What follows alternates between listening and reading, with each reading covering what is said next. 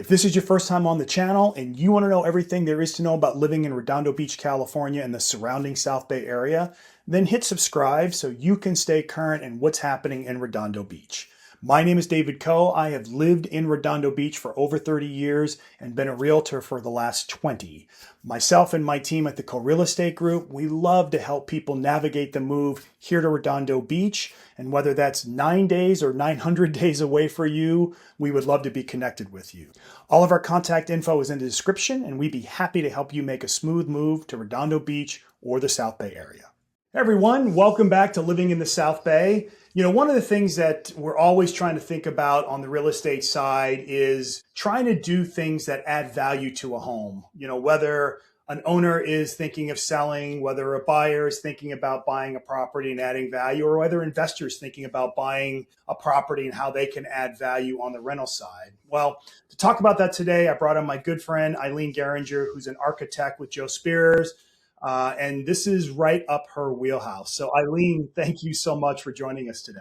Hi, it's great to be here. Yeah, why don't you go ahead and introduce yourself?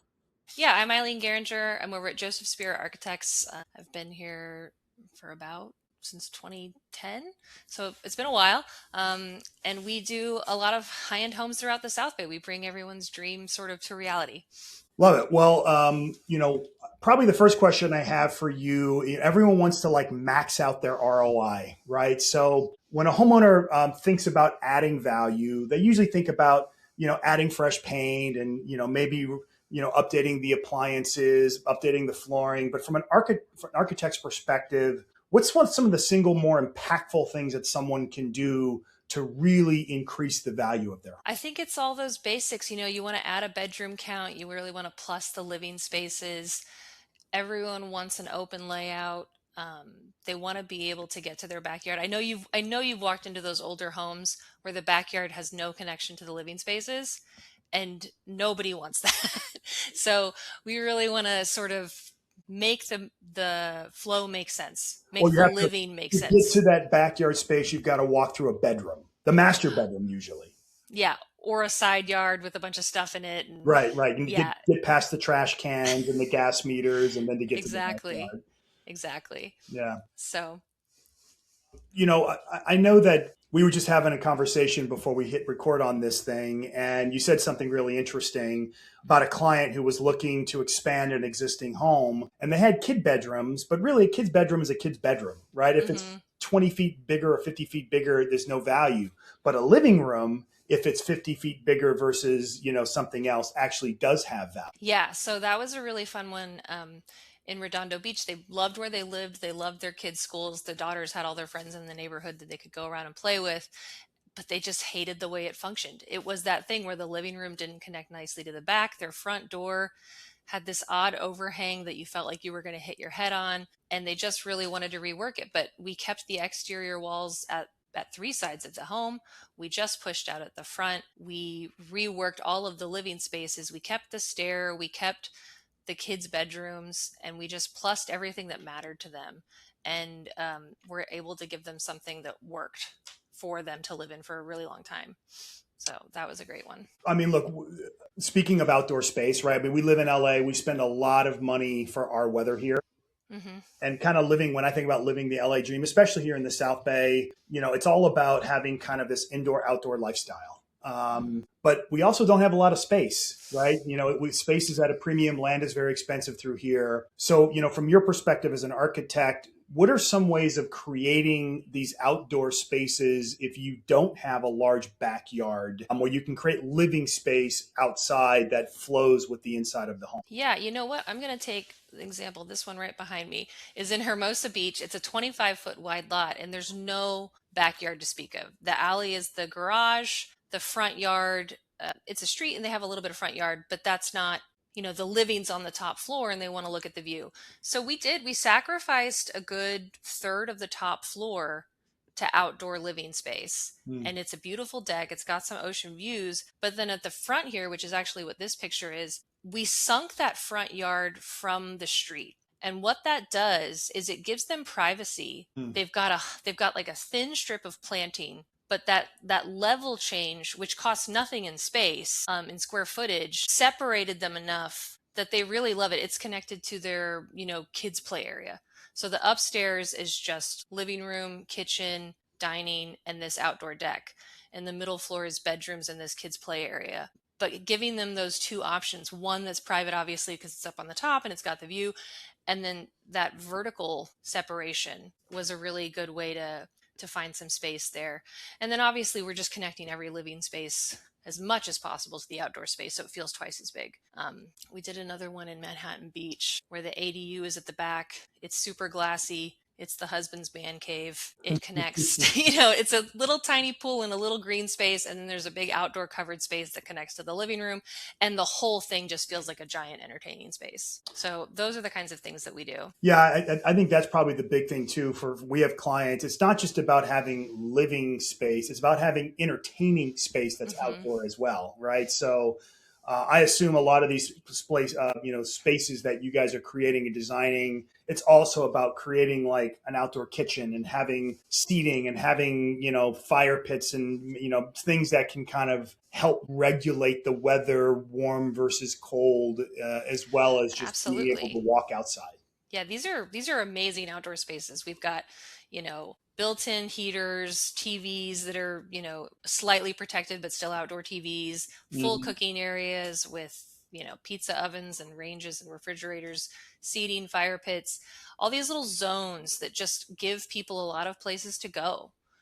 They don't have to take a ton of space, but you sort of have to give some purpose to the space. I love it. Yeah, Hmm. having a zone with a purpose, that it makes so much Yeah. sense. So, all right, well, let's get into some of the cost versus value, the Hmm. reality check that people go through. I think a lot of times people have these grandiose ideas of things that they want to do, and I know a lot of homes you guys are designing. You guys are designing things for people's forever homes. Hmm. But even then, sometimes people might spend money on things that in the long run they're really not going to get the ROI on that.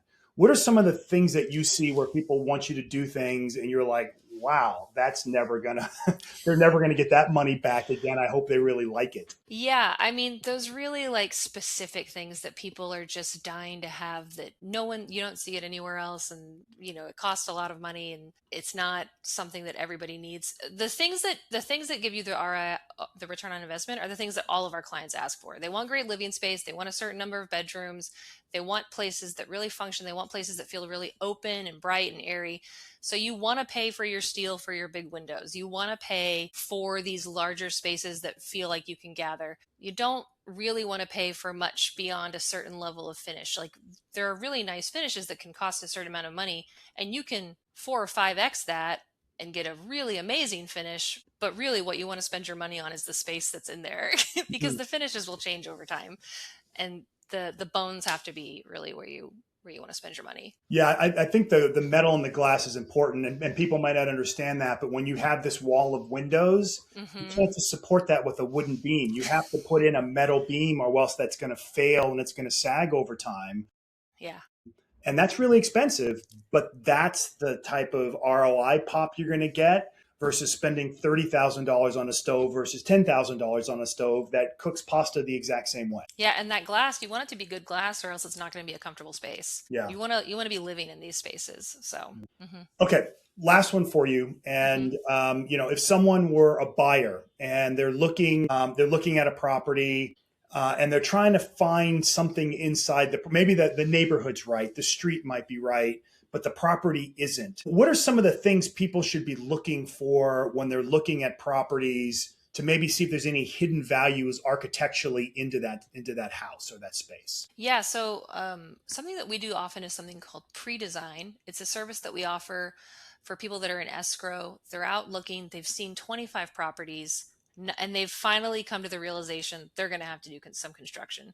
They're not finding anything that they want, but they love a certain area and they want to look around. If we get a survey or some site information or even just the basics of the property, we can do it pretty simply for some areas. We find out all of the zoning code information in that process in a couple of weeks. We talk with the city and we find out how much you can build there. We find out what problems might come up, how much room for an ADU, how high can you go. There's never a property that we've come across that doesn't have a limit that our clients come up against. 10-acre property in Rolling Hills, we're still going to have a limit that they are pushing up against. There's going to be some setback somewhere that they didn't realize existed and is dashing their dreams. And we want to know about that before they purchase it. I was telling you earlier about one in Palos Verdes Estates. It was 3 levels. The bottom floor was considered a basement. The clients loved the property. It had a great view. They wanted to add to it. If we added to that basement by pushing out, it was no longer considered a basement. It would then be a 3-story house, which was not allowed, so could not happen.